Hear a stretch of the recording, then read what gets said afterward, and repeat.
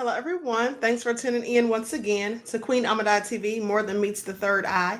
So, as you're coming in, please feel free to go ahead and subscribe to the channel if you haven't done so already. Be sure to click that notification bell and click the word all so that you're notified each time the Queen Goddess goes live. Also, don't forget to follow me on Instagram at Dr._A_Shakur. Also on TikTok at Dr. A Shakur and Twitter at DGoddess20. Sorry for being late, beloveds. Let's get into it though. Okay, hello, Claudette, Nessa G, the Prince of Paraphernalia. All right, Mr. Hotel. Okay, Sexy One, I see you, beloved. Pride at Bentley, Obsidian Blaze, King Lejeune, Pearly. Juju is in the house. Dr. K. Sampson, Obsidian Blaze, Claudette. Okay, so let's get into it. All right, so thanks everybody for tuning in. Today we're going to be talking about astral projection. Okay, I have a PowerPoint. I'm going to share my screen so you all can see it in just a moment. And then also, I have an audio I want you all to listen to about sleep paralysis.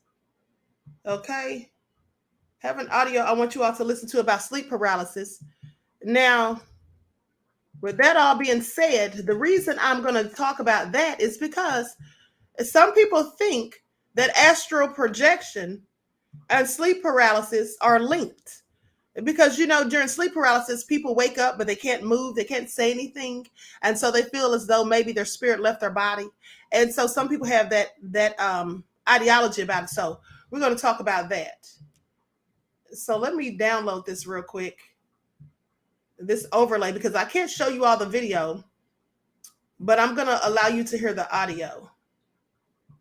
Okay, so with that all being said, and thanks to everyone who bought memberships to the channels, it's going to be well worth your while, as you will soon see. Okay, here we go. Almost finished.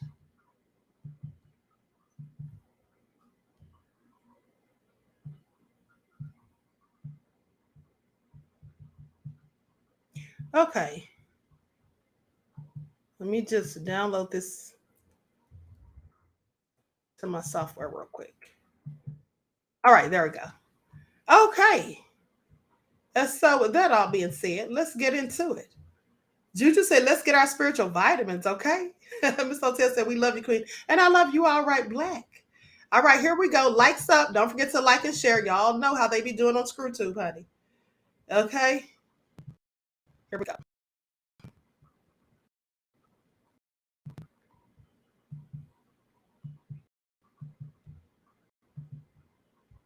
Okay, make sure you all can see that. Okay. All right, so let's go ahead and get into it. Astral projection. Let's talk about it. So, unlike the sort of out of body experience that some people report when they have near death experiences, astral projection is an intentional out of body experience. You see, that's the difference. Some people say that they feel like they have died and come back. There was a story I read years ago about a man who jumped into a pool to save a drowning child. He hit his head on the bottom and he was knocked unconscious. Now, after he was revived, he said that he had actually, gone into the spiritual realm. And he actually said that he saw Satan. Okay. And so when he came back, he quite frankly said he was going to get his life together. Now, I don't know if he really saw Satan or he just thought he did or whatever, but that was a near death experience. There's been other stories where people say that they have been in a dark tunnel. They saw a light ahead and they were walking towards the light. And then, they saw their relatives who had passed on and maybe they told them it wasn't their time and told them to turn back. Those are all near-death experiences. And I don't equate those to being the same as astral projection because near-death experiences happen through no fault of your own. Astral projection is something that you can induce, okay? Something that you can actually make happen. Okay, so astral projection is when the consciousness of a human is projected outside of their body into what we call the astral world. It occurs when the consciousness is sent into the astral form of this world.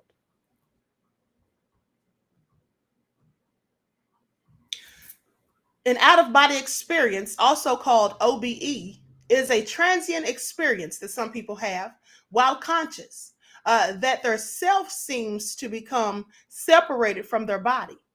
It maybe floats above the body and looks back down at the body from an elevated location, according to researcher Jane Aspel. She's a cognitive researcher at Anglia Ruskin University in England.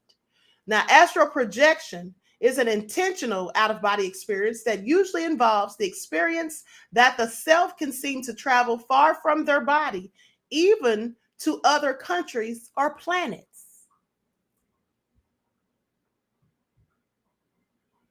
Western esotericism commonly uses the term astral projection to describe a purposeful OBE, out of body experience. In short, it's a way of describing the human consciousness or soul or astral body temporarily leaving the physical body. Unanchored from its mortal flesh and blood, the astral body can supposedly do all sorts of miraculous things. Now, if you all saw the movie that came out some years ago, I believe the movie was called Insidious. I think that was the name of it, where this man had the ability to astral project at will. And then also his son was born with it. It was inherited. How many of you saw that movie? And they were going into the spiritual realm, but unfortunately for them, they were going into a demonic realm where malevolent spirits were. Okay. Obsidian Blaze says, I'm working on remote viewing again. Let me tell you something, Obsidian Blaze. I'm glad you brought that up because I'm going to talk about that at some point. Okay. I'm going to talk about remote viewing because I've actually done that. And when we discuss it, I'll tell you some things that I saw when I was doing it. All right. Saladin said, yes, he saw Insidious. Mr. Hotel said, love those movies. Okay. Yeah, that was a good movie. It was a little scary, but it was good. Okay. So if you can harness the power of this phenomenon, you could potentially travel anywhere your imagination desires. Astral projection has been around since ancient times, strewn throughout various cultures and religions, but its most recent resurgence in the Western world occurred in the 1800s. That's when people got really interested in it. Now, a 19th century mystical system called Theosophy, which claims that we have 7 bodies from the lowest physical to the highest spiritual and mental bodies. You know, like the 7 chakras. You have the lower chakras and the higher chakras. Well, some people think we actually have several physical bodies inside of ourselves. Now, the astral body is supposed to be able to separate from the physical and travel into the astral worlds. Now, I think myself personally that spiritual people pursue astral projection as part of their spiritual journey. That's what I believe. That's why I think most people, not all, but I think that's why most people do it. Most spiritual people are interested in things that are out of the box or things that some people don't really believe in. They may study demonology because they are curious about malevolent spirits. They may study, angels and orbs and things like that because they're curious about benevolent spirits. Astral projection, lucid dreaming, remote viewing. These are all things that spiritual people tend to be interested in because people that don't dabble into the spiritual realm or don't care about other dimensions and things like that, those things don't tend to pique their interest. Now, so basically, when we raise our consciousness, we start to realize that we are more than just our physical selves. We are spiritual beings living an earthly existence. People who astral project usually believe that there are other dimensions beyond this realm. Some want to travel to places their physical bodies could not go. And in some cases, it's to commune and interact with non-physical entities like spirits, gods, or even deceased loved ones at times. This is all very true. Some people who are mediums, they call themselves psychic mediums. Some of them purposely astral travel because they want to talk to, people who've passed on.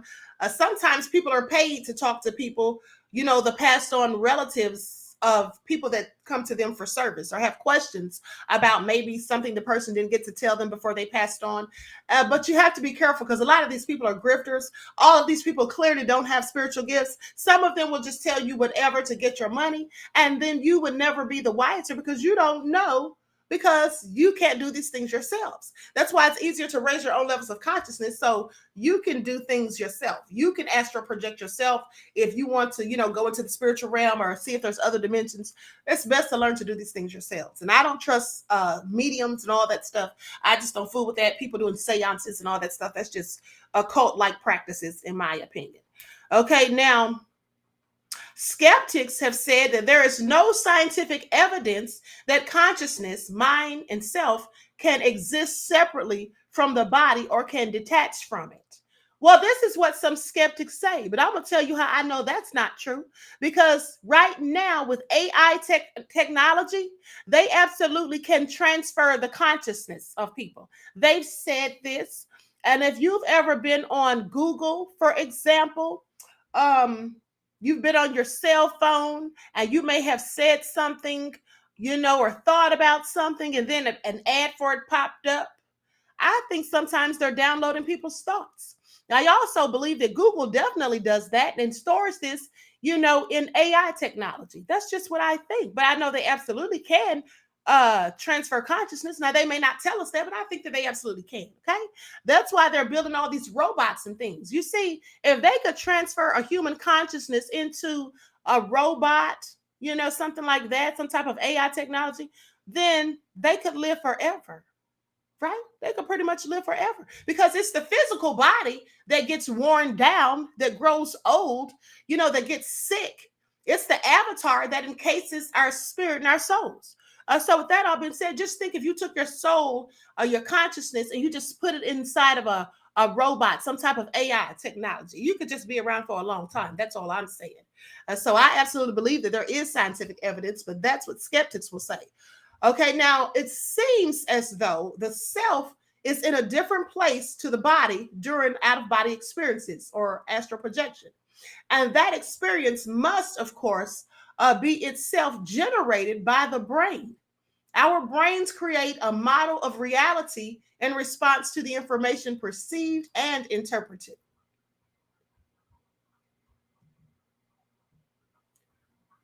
Now, cognitive researcher Jane Astral also said that if the brain does not function as it should because of epilepsy, a brain injury, or a lack of oxygen, then this model can give rise to an experience that offers from what we usually experience, our self being located inside of our bodies. There is evidence from multiple scientific studies that out of body experiences arise because of abnormal functioning of an area of the brain called the temporal parietal junction. So sometimes things going on with our brain may cause us to have out of body experiences, is what they're saying. Now, this is an area that combines signals from multiple senses to create the model of ourself in the world. Astral says that when the brain malfunctions, it gives rise to an unusual model and experience of the self in the world, one that seems to be separated from the body. So basically saying some people may think that they're astral projecting, but maybe it's just something going on with their brain and it makes them feel as though, like maybe they're hallucinating. It makes them feel as though their spirit is disconnected from the body, that they're separate. But that's not always the case. That's what she's basically saying. Now, deja vu. Well, the reason I bring up deja vu is because some of you may have, let's talk about this for a second. How many of you, once in the chat, if you have ever gone somewhere that you supposedly have never been, but yet things there, like the surroundings, the buildings, or just different things seem very familiar to you as though you've been there before, but you can't recall ever having gone there. All right. It's like that's deja vu, right? Okay. A lot of people are saying once. Rich said deja vu, said you have it all the time. Right. Because sometimes you can just feel like, I've never been here, but this is all too familiar. Well, you could have been astral projected because people can make themselves, they can induce astral projection, but sometimes it just happens without you even trying to do it. Quite often I've experienced deja vu, says Mr. Hotel. Okay. Now, I have astral traveled myself, and to me, it's like deja vu. Deja vu is an expression derived from the French term translated as already seen. Now, this common intuitive experience triggers a recollection of a place visited before, a person seen previously, or an action already carried out. It resembles a memory, a thought from the past, even though in the timeline you are living in, it is in the present future. Let me tell you all something. Now, this is a crazy story, and I'm going to tell you all this, and I may have told you all this before at some point. But years ago, probably about 10 years ago, maybe a little bit more, I was working at this place and I'd had a dream 2 years prior. And the dream was a lucid dream. It was very real. Okay. It was a lucid dream. And I dreamt that I was walking along a street and it was, gloomy outside. The leaves were rustling on the ground. The wind was blowing. It was kind of a breeze. It wasn't cold, but just a little breezy, brisk, shall I say. And so I came upon a synagogue and I walked into the synagogue. Really, when I came up to the doors, they just sprung open by themselves. I didn't touch them. They just sprung open. And as I walked in, it was a dimly lit room. They didn't have lights on. Everything was by candle lights. And there were people on the pews and they all turned and they were looking at me as I walked in. But there was a woman at the very front, and she wasn't at the pulpit, but she was standing on the floor directly beneath the pulpit. And she was possessed. Okay, she was possessed by demons, and she was acting very erratically. And the way you've seen people act when they're demonically possessed in movies and whatnot. And so anyway, I went straight up to her and I started speaking another language. And I was waving my hand over her and I was casting out this demon. And I eventually cast the demons out of her and she fell to the ground. She fell to the floor. And then I woke up. Now, when I woke up, that language that I had been speaking in the dream, I could still speak that language. I didn't even know what the language was. Later, I found out that it was Hebrew. Now, a pastor told me that is what you call speaking in tongues. You see, when you speak in tongues, that's a gift from the Most High. And when you're actually doing it, the language you're speaking can actually be translated. It can actually be translated. Now, you may go to church sometimes and there's people talking in what sounds like gibberish and they're just shouting out stuff or whatever. And it's clearly not a real language. It's just something that they're doing. It sounds like babble to me. And you can't translate it because it's not a real language. Okay. But if you can speak a language that you've never spoken or studied before, then that is usually if you just instantaneously do it, like something just compels you to do it and it just happens spontaneously, that's speaking in tongues. And so that's what I was told I was doing. But what was the craziest thing about this whole dream was that 2 years later, I was working at a job and this young woman came up to me one day and she starts talking to me. And she says to me that she had this strange dream the night before. And she tells me about the dream and she says, "Oh, I'm walking down the street. It's gloomy outside. The leaves are rustling on the ground. It's brisk, breezy in the air. The wind's blowing. It's not cold. And I walk upon this huge synagogue." And I'm thinking, this woman is telling me the same dream that I dreamt 2 years ago. And she's actually using the same words that I used to describe it. Now, and I thought that was very interesting because here's the thing. I use very specific words when I talk, when I'm telling a story, when I'm relaying a message or whatever. I use very specific words. And I believe that is likely because I am a writer. Okay. I like to write books and short stories and things like that. And so I use very descriptive words. Like I said, the leaves were rustling on the ground. It was a brisk, breezy day, things like that. She was using these exact words, which I thought was crazy. And then she went on to tell me the rest of the story. And it was exactly what I had dreamt. And I told her, "What made you come and tell me this out of everybody here?" Because I didn't even know her that well. I had only been working there maybe a couple of weeks. And it wasn't even my normal account. It was just an account they sent me to do some overtime. And so I asked her, "What made you come and tell me about this dream?" She said something in her spirit told her to talk to me about it. And I said, "That's crazy because I had the exact same dream 2 years ago."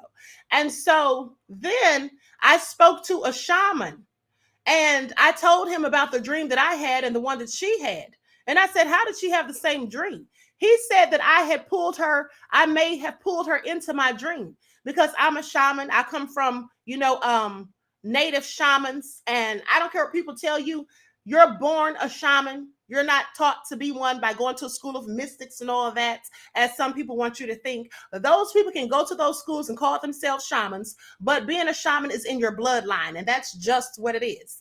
Okay, so with that all being said, he told me that I may have pulled her into the dream. He said because shamans have the ability to pull people into their dreams. And it's so weird because isn't that what happened on Nightmare on Elm Street? Now, if you watch the video that I did about the true story of A Nightmare on Elm Street, which is on my paranormal channel, you'll find that people absolutely can pull people into their dreams. And all of these scary movies, most of them came from an element of truth. Okay, something that actually occurred. So with that all being said, I told him, well, even if I did pull her into my dream, I still don't understand because I had the dream 2 years before she did. But here's the thing. He said there is no such thing as time in the dream realm or the spiritual realm. There's no such thing as time. You see, time is a man-made construct. So in reality, in the spiritual world, there's no concept of time. So though in this realm, it seems like it was 2 years ago, it could absolutely have happened at the same time, simultaneously. So I thought that was very interesting. Nessie X says, I remember Queen. Yes, because I told you all this before. Okay. So Reggie says, I'm going to pull my sister into my dream. Okay. So now let me continue. So where did I leave off? Okay, this common intuitive experience triggers a recollection of a place visited before, a person seen previously, or an action already carried out. It resembles memory, a thought or feeling that the current situation is from the past, even though in the timeline you're living, it is the present future. So there are two main avenues. For exploring deja vu. The first is the physical perspective, where it is seen as a phenomenon produced by the brain. The second perspective is based on the quantum non-local state of consciousness and spirituality. Now, first, we briefly discuss the physical explanations provided by science, and later we can explore the metaphysical explanations. And I'm fascinated by how it confirms that our consciousness and soul are not bound by the physical. This is what Astral says. So she says, we've often seen the human body as the central aspect of being, but it's what the human body is home to, that it contains this beautiful spiritual aspect of ourselves, and the way projection affirms this. Now, if you want to experience astral projection, you should probably try lying in bed, clearing your mind, meditating, visualizing that your astral body is leaving you. Basically, that the spirit is rising out of your physical body. This will take some time, practice, and concentration. Now, I'm going to tell you like this. I'm not going to say that people, some people say, well, people can be taught to astral project. Well, here's what I believe about that. I think that you can be guided into astral projection. But for you to be guided into it, I think that the ability and the knowledge of this and the belief of it has to already be within you. That's what I think. I think that we all have spiritual gifts, but all of us don't use them. All of us don't even realize we have them because we don't believe in these things. If you don't believe in something, well, you're not going to be able to use it successfully. Because like I tell you, the Bible says, whatever a man thinketh he is, whatever a man thinketh, that's so he is. So if you don't believe you have spiritual gifts, then you won't be able to use spiritual gifts. You have to be open-minded, think outside of the box, and you have to know and believe. Otherwise, these things will just lie dormant, and you won't be able to maximize your full potential. So I think that you're born with different spiritual gifts, and if you are born with the ability to astral project, then that can be strengthened through someone giving you something like guided meditation, or someone coaching you and telling you what to do as far as trying to separate the spirit from the physical body. Okay, it takes concentration and focus. And you can't be sitting there worrying and stressing about it and all of that, because that's clearly not going to help. Has to be high vibrational. Now, I would suggest guided meditations, like I told you, for assistance in astral traveling. You have to clear your mind, stay relaxed, imagine your inner self rising out of your body weightlessly, light as a feather, and all of that. In the 1970s and 80s, now this is interesting. In the 1970s and 80s, the U.S. Army attempted to find out by conducting research into psychic tests and phenomena. They wanted to find out more about astral projection. So, including out of body experiences, astral projection, this was all reported by Vice magazine. Now, officers who work as part of the Project Center Lane, they were hypnotized. Okay, they were hypnotized, then attempted to reach the astral plane by using their minds. They supposedly used this heightened state to time travel, to heal their physical wounds, even, or to engage in remote viewing, in which they could travel to other places and planets and report back what they saw. This is what the U.S. government was doing. So pay attention. And so don't let anybody tell you this stuff is all just, hocus pocus. It's not real and all these things. You absolutely can have the ability to do these things. And like I said, the ones that are interested in these things tend to be spiritual people who are on the spiritual journey, and they start finding out all these miraculous things that the mind and the body can do. Remember, I told you, the mind is one of the most powerful things that you can control. That's why you have a lot of people out here brainwashing folks, okay? They want to control the minds of the masses, like the elites. They want to tell people what to think, what to say, and how to live and what to do and all of that. Because if they have control of your mind, that is very powerful for them. But you should have control of your own mind. And you should absolutely be trying to heighten your levels of consciousness and be more in tune with spirituality and strengthen your spiritual gifts. But before you can strengthen them, like I said, you have to know that you have them. Okay? Reggie says, once you're removed out, you can do anything. Absolutely. Like Henry Ford said, one of my favorite quotes, whether you believe you can or you can't, you're absolutely right. All right. So now with that all being said, I want you all to hear this audio. Let me pull this up. I'm not going to show the video. Like I said, I'm just going to let you all hear this audio. This is someone talking about their experience with sleep paralysis. Because like I was telling you, some people feel that during sleep paralysis, when they can't move and they're awake and they're conscious, but they just can't move, they can't say anything, they think it's because the spirit has left the body and they woke up before the spirit returned. Okay? And that could be true. That's more of what they were talking about in that movie Insidious. That's more of like what they were alluding to in that. Okay, ghost, genies, and the science of sleep paralysis. Okay, so I'm going to put something up on the screen, put an overlay up on the screen, and I'm going to let you all hear this. Lights up, everyone. Please don't forget to like and share. Thank you in advance.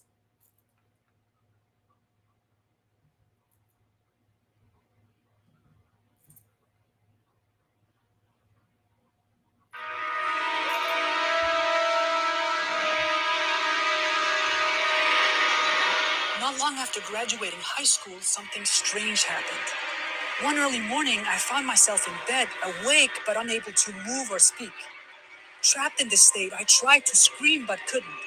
Then I realized that a spirit-like creature was on my bed strangling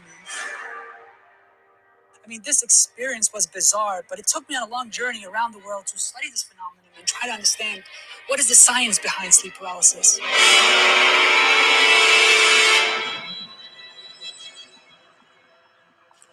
So sleep paralysis is this transition-like state between wakefulness and rapid eye movement sleep, or REM sleep.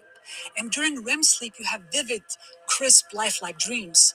And to prevent you from acting out these dreams and hurting yourself, your brain temporarily paralyzes the entire body.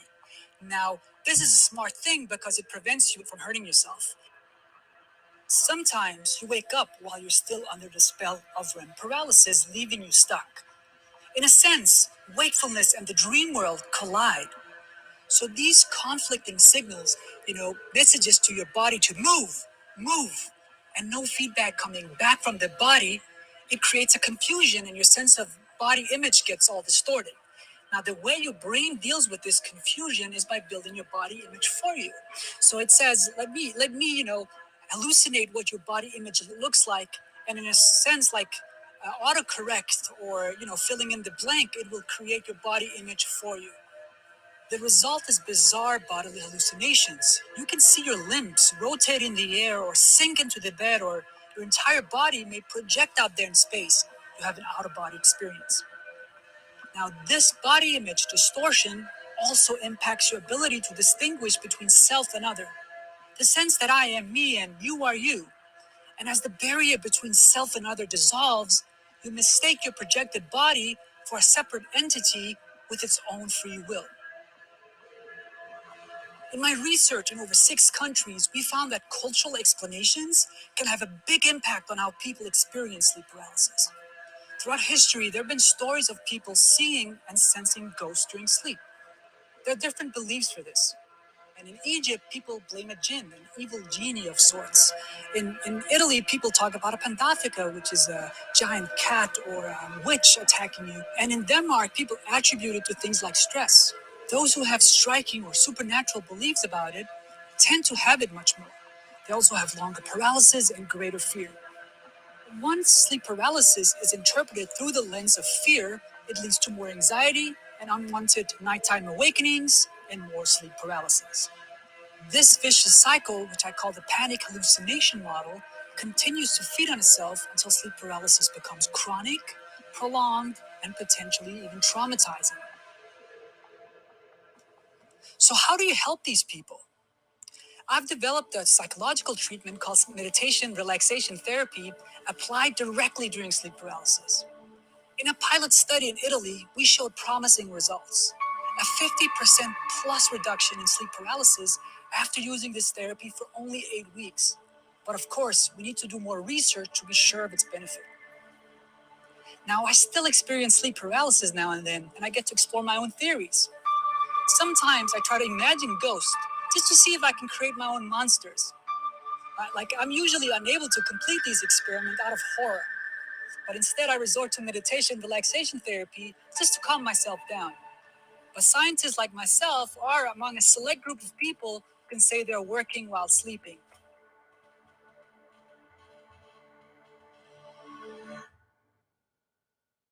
Okay.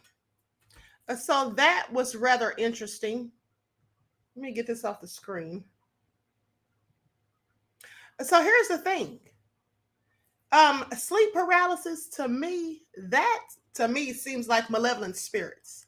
It seems to me like malevolent spirits attacking people. Someone said succubus. Yes, I do believe those cause sleep paralysis. I absolutely do. I do believe that sometimes these malevolent spirits come and they hold people down and all of that to try to disrupt your sleep. But I also think that sometimes, as he said, the young man in the video, he said that when you're in a deep state of REM, sometimes these things happen. Now, you all may remember that I told you when I have my prophetic dreams, it's usually between the hours of 2 a.m. to 7 a.m. in the morning, because that's when you're in a deep state of REM. That's if you went to bed at a timely hour, not if you stayed up all night to 12. I'm just saying. But if you went to bed at a good, decent hour, you likely would be in your REM state, your deepest state of sleep between those hours. Okay? Now, Buckhorse DC said, um, dreams last 15 seconds. Well, I think my dreams last a whole lot longer than that, beloved. I absolutely think my dreams last longer because I have some very vivid dreams. Okay, but the thing is, they say scientifically the dreams can last from seconds to minutes. Okay, dreams can actually last from a few seconds to, they say, up to 20 or 30 minutes. Now that would seem more plausible to me. My granny used to say the witch is riding her back. Honey, that's what all our grannies used to say at Nessie X. I believe all of our grannies used to say that, okay? It's an old hag riding your back and all that stuff. Yeah, that's what they used to say. but I do think that it was a malevolent spirit. This isn't a thing, can't quantify. Time isn't a thing, can't quantify, says Obsidian Blaze. Well, Obsidian Blaze, what you have to realize, beloved, is that this is what scientists say, because what scientists tend to do is they try to find logical explanations for things. So when you're dreaming, you're in the dream realm, right? So you wouldn't have time. There wouldn't be time there.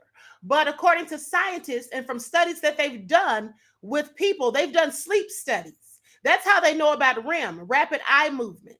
That's how they know about that, and what time of, what time during your dream, that it happens, or when you're in your deepest state of sleep. This is why they know these things. They always try to find logical explanations. That's what scientists just do. They're far different than mystical people, people who study metaphysical things, because to us, we just see, things outside of the box. We just know that there is no time. We know that things can happen through synchronicity or spontaneously, just different things like that. But just like, for example, demonic possession. Well, many scientists believe that there's no such thing as demonic possession. They think it's just mental illness. But if you look at the symptoms of mental illness, they're the same symptoms as demonic possession. Now, the only thing that I find to be the difference is that with demonic possession, the people that are possessed tend to have an aversion to religious things, like a crucifix, blessed holy water, or something like that. A priest, a nun. They have aversions to those things. But I don't know. Like I said, this is what doctors and scientists do. They try to find logical explanations, things that they can use, evidence they can use to justify it. Okay? Obsidian Blazes, absolutely. Yes. So anyway, with that all being said, listen, I want you all to remember to practice your affirmations and do some deep meditating. And if you're interested in astral projection, well, then I would suggest that you start trying to, meditate and focus, lie down and relax. You may want to try guided meditations. Okay. They have people that do guided meditations. You can try those things as well. I might start doing that later on, no time soon, but I might start doing that. I don't know. But those are very beneficial. I actually have a holistic doctor that I go to sometimes, and she does guided meditations, and I absolutely love it. It leaves me feeling so relaxed. I also allow her to do acupuncture on me to align my chakras and clear, any blockages and things like that. And my favorite is when she does acupuncture on my third eye and my crown chakra. When she hits that crown chakra, I go straight to sleep. I mean, almost instantly. It is so relaxing. And I know some of y'all are scared of needles, but honey, trust me, it doesn't hurt at all. And those needles are so thin. Like, it's not like a regular needle, okay? Kenyatta said, thank you for sharing, Queen. Love them too. You're welcome, beloved. Okay? I believe the Queen too. I got some confirmation again that she's the real deal. Well, thank you, Bivlin, beloved. Okay? Queen, I had a question, but the chat pushed it up. What's the question, Mr. Hotel? What is the question? Kenyatta says she wants to try acupuncture. I would advise you to try it. It's really good. And like I said, especially if you want to have your chakras aligned and get rid of any blockages. Saladin said he never tried it. Okay, so Mr. Hotel, you're going to put your question back in the chat, beloved? I mean, the time flies when you're having fun. It's been almost 40 minutes already. What happens with sleepwalking? That's a very good question. What happens with sleepwalking? Well, I think that some people are, in or lucid dreaming. When people sleepwalk, I think sometimes people are lucid dreaming. See, when you're lucid dreaming, sometimes you do strange things like talk in your sleep. Now, someone told me once that I was having a full-on conversation, talking in complete full sentences during my sleep. And I believe it because I actually had a lucid dream. And a lucid dream, for those of you who don't know, it's very realistic. You can actually, in the dream, you know that you're in the dream. You can actually control things. I mean, you can make things happen in the dream because you realize that it's a dream. It's real crazy. Sometimes in this dream, it's almost like astral projection, because one of the lucid dreams I had, I literally was standing against a wall and I saw myself lying in the bed asleep.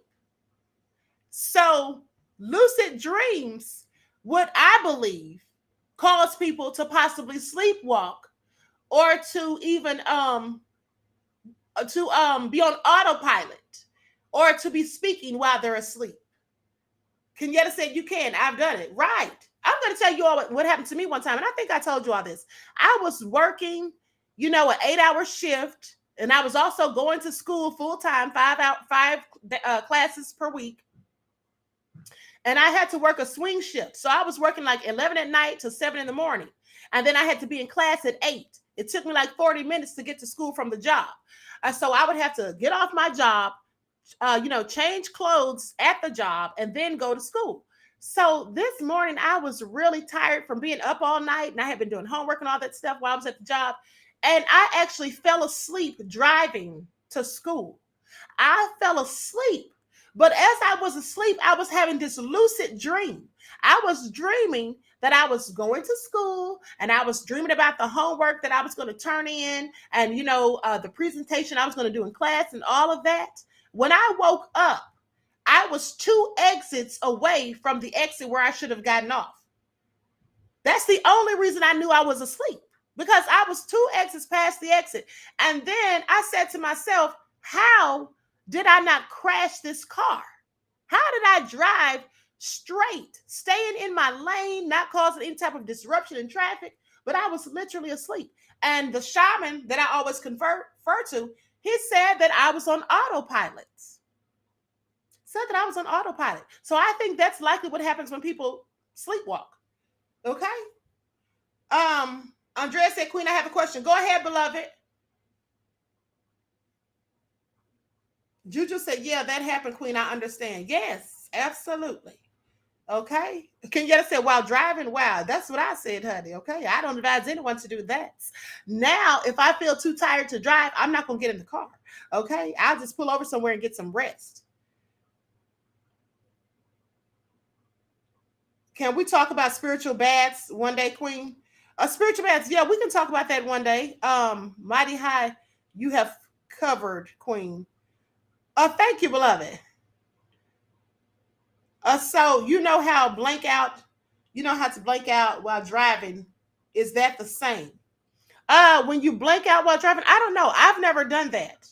I don't know how you mean. Do you mean like you just how do you mean? Like maybe pass out, or you just blink out and don't realize where the time went, or something like that? I'm not sure, beloved. Terry Hinn said, I remember that story, Queen. Okay. So with that all being said, listen, I'm going to conclude the broadcast. I was waiting for Andrea to put her question in here.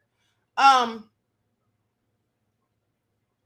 going to go ahead and close out the broadcast. Listen, I'm going to start back doing my consultations, because people have been asking me. You all remember when I was doing the spiritual consultations, okay, last year, and I stopped doing them because I got so busy.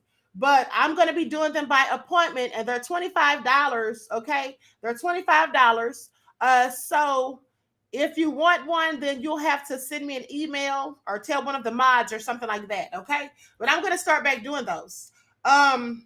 With that all being said, oh, you're welcome, beloved. You're welcome. Juju said, yes, we need a queen. Okay, great. So listen, like I said, you all just let me know. And again, I want to thank you all for tuning in. When my son had surgery, I went in the bathroom and lost time. Now, Alice, that can happen when you're emotionally drained, you have anxiety, or you're, worried about things, maybe going through some kind of grief or depression or things like that. That can absolutely happen, beloved. Okay, you're welcome, Desmond. So with that all being said, listen, I hope you all have a blessed rest of your day. I appreciate you all. And make sure you tune back in tomorrow, because I'm going to be doing another broadcast. I'll post it probably tonight. And so with that all being said, each one teach one. That's how we grow and thrive. Do something productive, constructive, and never destructive. And always remember, beloveds, to keep the Most High first in your lives. And don't forget to do those positive affirmations. Speak life upon yourself, your loved ones, and especially your children. All right, until next time, I will talk to you all again soon. Peace.